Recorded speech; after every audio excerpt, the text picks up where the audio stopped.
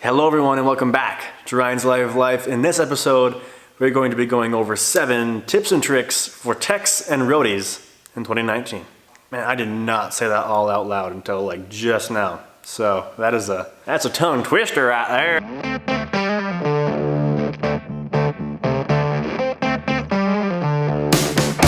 So for this video, I wanted to outline a couple of things that I've learned in my short but eventful time in the event production industry. And I wanted to lay out some things that I feel people might not mention or touch on when you're first starting out. So if you don't experience these things in the real world or people don't tell you them right away, you might not know going into your first day on the job. And even people who have been in the industry for a while, you might not know these things, and maybe you do, and maybe you just don't care, and I don't know. I feel that there's something in this video for everybody, no matter your skill set or experience. So without further ado, let's jump on in.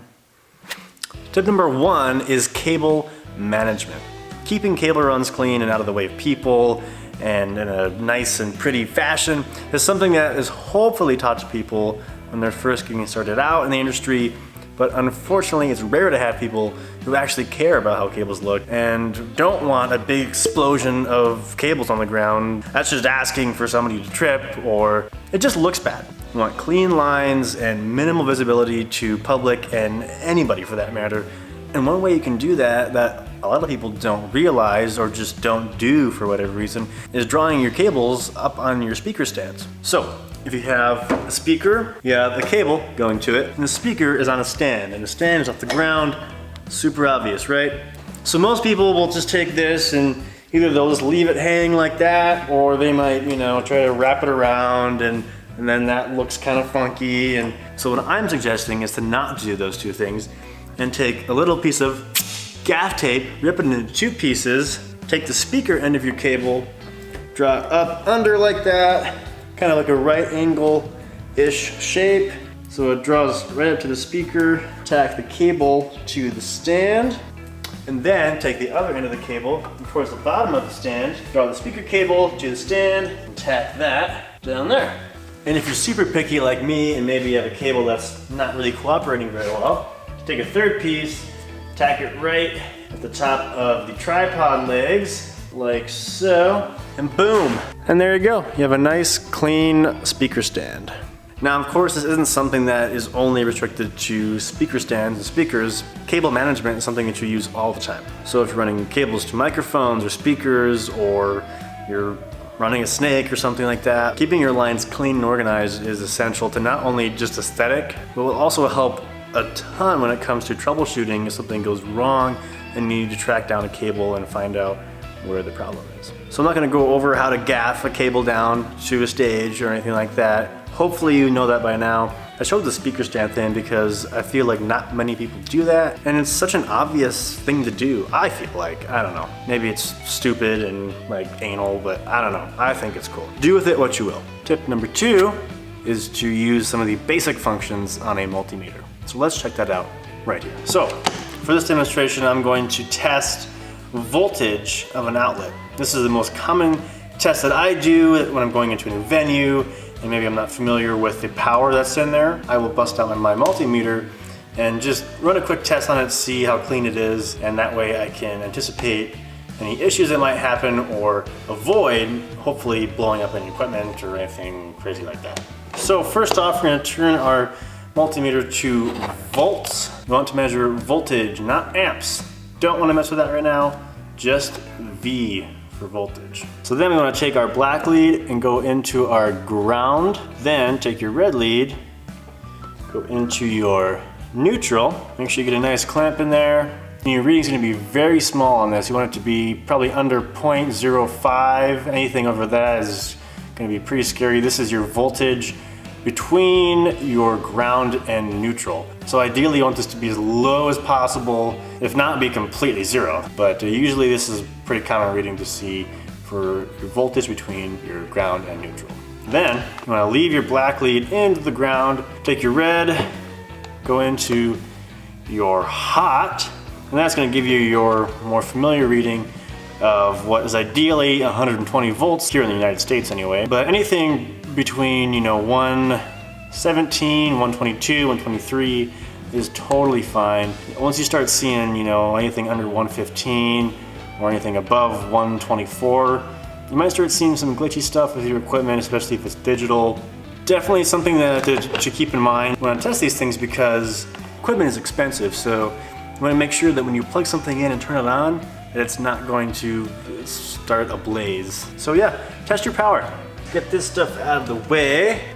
If I was like super smart, I probably would have filmed these in an order that would make me not have to move everything every like 2 seconds. But I did not. So tip number 3, ooh, this hit me in the face. Tip number 3 is do not leave the latches on a road case open or out. Let me show you what I mean. All right, let's look down here. All right, so cases have latches. To the left, out to out. So what you don't want to do is leave these things open and out like that, so somebody walking by is going to just run into it and gash their leg or trip over it somehow. It's just, there's endless possibilities of just awfulness that can come from people leaving these out. I've seen it happen, it's happened to me. No fun. Let's just imagine that I'm not me and I didn't put those latches like that, and I'm walking by just some innocent little human being at a show, unsuspecting of what's about to happen to me. I'm walking and ah! God! Ah! Oh!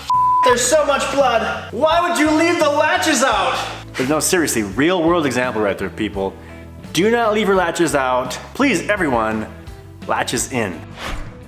Number 4 is how to work these things. So when it comes to ratcheting a ratchet strap and threading this into that, apparently it is something that not many people know how to do, which I totally understand. If you don't work with these things, I guess it's kind of confusing how to put this into that, because there's lots of different things going on. So for this demo, I just have one of these little consumer grade ratchet straps that you can get at Menards or whatever, but the concept applies to pretty much every kind of ratchet strap, whether they're these or the big trucker E-track ones, or it's all the same. So first thing you want to do, turn the ratchet towards you. You want to be able to see the slit that's in this thing. So we'll ratchet it a couple of times. Like so. Boom, you can see through there. Hello. Feed your strap from the back to the front, and then pull the excess tight, because realistically this will be tied to something else and you won't have to hold that. And once that's tied, you can ratchet away. And boom, ratchet complete. So learn how to do that. So please learn how to do that, because you gotta know how to do that if you're gonna be loading trucks or trailers, or even if you're not doing that. Sometimes you have to ratchet speakers together. You're going to have to know how to work a ratchet strap. You don't want to be the guy that's sitting there at 2 a.m. trying to figure out how to work a ratchet strap and holding up 20 people behind you that's trying to load a trailer. And just don't get yourself into that situation. Just learn. Take the 2 minutes it's going to take to figure it out, and just be done with it.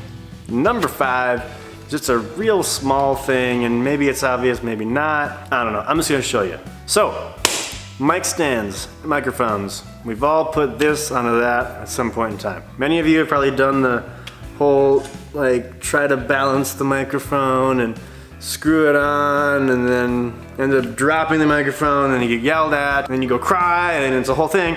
No more. So, yeah, you can take the microphone off, and you can kind of hold it, and then put this on, or keep the microphone on the clip, take the stand, loosen one of the booms so it can move freely, put it up to here, and screw the microphone stand into the clip. Mind blown, right? I don't know, probably not. I just see lots of people doing the whole microphone stand clip dance. So if you didn't know about turning the microphone stand instead, now you know. Number 6 is a talking point. So we've done some physical demonstration tips. Now I just wanted to talk about a couple of things that I feel are tips. If you don't want to hear me talk, I totally understand. Just skip all the way to the end, hit rewatch, and you can watch all the hands-on fun stuff all over again.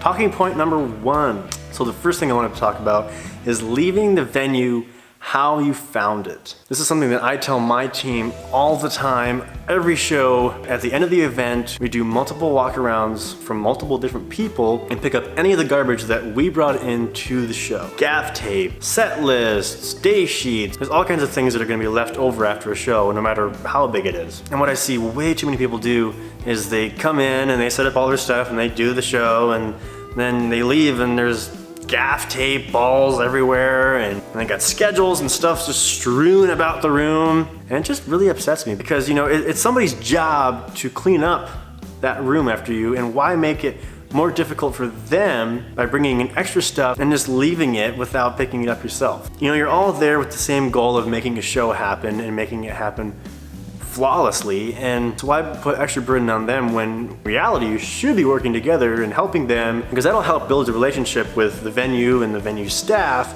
so that way when you come into a show, you don't want to be the guy that when you walk in they're like, oh, this guy, he's always leaving crap everywhere and we have to pick up all this stuff at the end, it's just so much garbage. You want to be the guy that when you walk in they're like, oh, hey, what's up? Can we get you anything? That's the impression that you want to leave with venue owners and venue staff, because when you leave garbage everywhere, whether it's inside or outside, not cool. And with that, especially if it's outside, if you're leaving garbage everywhere and you're outside, you're just one of the kind of people. Because good outdoor venues are few and far between. And if you're messing with one by leaving a bunch of everywhere, then I'm gonna hunt you down. So, leave the venue how or better than how you found it. Keeping 2019 clean, y'all. Number 7, here we go. Let's talk about manners. So believe it or not, in the event production industry, there are some unwritten rules that you kind of have to be aware of in order to kind of blend in, especially when you're starting out. You know, you don't want to be the newbie that doesn't know all the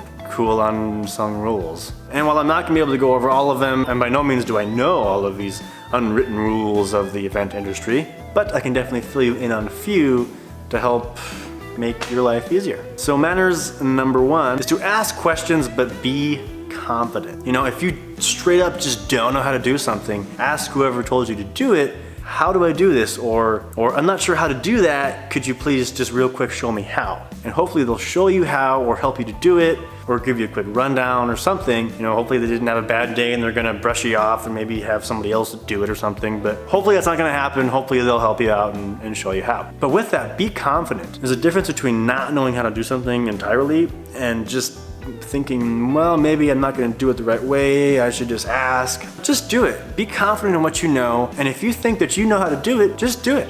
If you're unsure of the exact way that somebody wants something done, that's fine. Do it how you know best, and maybe the way you would do it, and then come back and ask them, is this how you want this done? Or do you want this done any differently? This is how I do it. Don't let pressure get to you and second guess yourself, because that's when things start to get off the tracks and you start to kind of wig out and you're thinking, oh, I don't know how to do this, maybe I should just ask. Know what you know and do the job. Next thing, this is hopefully obvious, but I see it done way too often, and it just irks me. It peeves me, if you will. Do not take pictures or be on your cell phone while on an event. I cannot stress this enough. If you are working a show, especially like a concert with an A-lister or just any concert, any show with a famous person on it or something, and you're trying to like take a picture or take a picture with them, oh my God, do not do that ever. That just screams unprofessional, and it's just, do not do that. Don't be asking people to sign stuff, none of that. It's no secret that in this industry, you're gonna be around people who are famous, and maybe sometimes you're getting a little starstruck, but you cannot let that get to you. You have to act like it's not your first day. Act like you've been there before, just play it cool. When it comes down to it, they're just people too. They are there to do their job, and you're there to do yours. I just said there a lot. So just chill out, do your job. Don't be on your phone, don't be taking pictures. You know, if you're on a break or you're on a dead spot and you need to be on your phone texting or whatever, that's fine. That's what breaks are for. Work is work, breaks are breaks. Simple. Another one that should be kind of obvious is no drinking or smoking while on the job, unless specified in the break. So a lot of times when you're on shows, every however many hours, you'll probably be given a 15-minute break where you can go smoke and go to the bathroom, whatever. That's what that's for. You shouldn't be drinking during those times still, but if you do need to go out and smoke or vape or whatever you're into, Those 15-minute breaks every so often, that's the time to do it. And even if you do vape, you shouldn't be doing that while on the job, because a lot of venues don't allow that. So just don't do it. Do it during the times allotted and leave the rest alone. Next one's kind of a biggie, and it's kind of geared towards people who are maybe interested in the industry and getting started, or maybe just got started, and that is be thick-skinned. This is an industry that is definitely by no means G-rated or family friendly for that matter. There's swearing, yelling, screaming, bodies are getting pushed around and you're in the trucks and there's orders coming from multiple different places at sometimes. It is a stressful job. If you're not in the industry, imagine being responsible for 20,000 people who paid $200 a ticket to come see a band that's been playing since 1970. So imagine all that, and imagine you are responsible for making sure that all of those parties are happy and get exactly what they need at exactly the right time and in exactly the right form. It is quite stressful. Event planning and event production, it's a big job because there's so many moving parts, and if one thing goes wrong, everything will feel the consequences of it. So you gotta be thick-skinned, because you're gonna get yelled at and people are probably gonna call you names, and you have to just learn to not take things personally. Definitely keep in mind what crosses the line and what might be actually directed personally at you and is maybe not appropriate and not just regular old stress yelling talk. You know, keep in mind what crosses the line, but don't forget that it ain't gonna be, you know, office HR over here. I've been yelled at and I've been called many names. Know to stick up for yourself when necessary, but just realize that there's gonna be some stress involved. Next up for the manners is safety. So safety is a huge part of every event. It's at the core of what you should be constantly thinking about all the time on a show. A lot of times we're working around really heavy equipment and maybe a lot of power and sometimes slippery conditions. There's a lot of things going on that you just gotta keep your wits about you and know that things can go wrong really quickly. Some of the little things that I've come across is don't be pushing big heavy road cases next to people's ankles. I've gotten my ankles nipped many times. People are just riding my ass with the case, and maybe I have to stop to let somebody pass or something, and they ram into the back of my ankle, and I'm over here like, Don't do that. Don't be riding cases down truck ramps or any ramps for that matter. Those ramps can get really slippery if you're in snowy conditions. Those things are like ice skating rinks. So be careful on ramps, you know, when things are coming out of a truck. Make sure hands are on it. If there's something riding on top that's not secured, make sure more than one person has a hand on that. There's a forklift driving around, make sure you know where that's at. You're not gonna get run over by a little 4-inch wheel forklift, because those things are small, but man do they hurt. Don't go touching stuff that you don't know what you're doing with it, or somebody didn't tell you to touch it, because especially on concerts and stuff like that, things are in a very specific spot for a very specific reason. And by touching something, that can either get you yelled at or possibly hurt. So just be safe. Events can be really scary, but they don't have to be if you just keep your wits about you and don't do something stupid. And the very last little manner tip is just don't be an asshole. For some reason, this industry is just full of assholes and heads and f***ers. Don't know what to tell you. It's just the way it is. I can't explain that audio guys and gals are just cranky all the time and just always seem to have a problem with everybody else, and they're just angry. I can't explain that lighting people always seem to have some bone to pick with everything on the set, and that everything is wrong and got placed in the wrong way. And I can't explain that video people just appear to think that they're better than everybody and will talk to no one unless they absolutely have to. I can't explain it. I can't explain it. I don't know. It's just, there's a lot of personalities in this industry, and for some reason there's just a large portion of assholes. You know, I get that it's a high stress job, and you know, maybe it might make you cranky, but everybody's there doing their same job. If you ask me, the performing artist is just as important as a stagehand. Because while the artist brings in the show and they bring in the crowd and all that fun stuff, without the stagehand and the techs and everybody in between, there's no show, there's no artist, there's no crowd. So everybody's there, everybody's important, everybody has their part. There's no reason to think that you're better than anybody else. Just don't be rude, be nice, be kind. It's not that hard and it goes a long way. Oh, I've been sick this last week and it's just coming over it still and just trying to pull through here. So, with that, please remember to like, subscribe, and hit the bell button so that way anytime new content comes out here on Ryan's Live Life, you can be the first to know. So thank you for checking out my live life. Remember to get out there and live yours.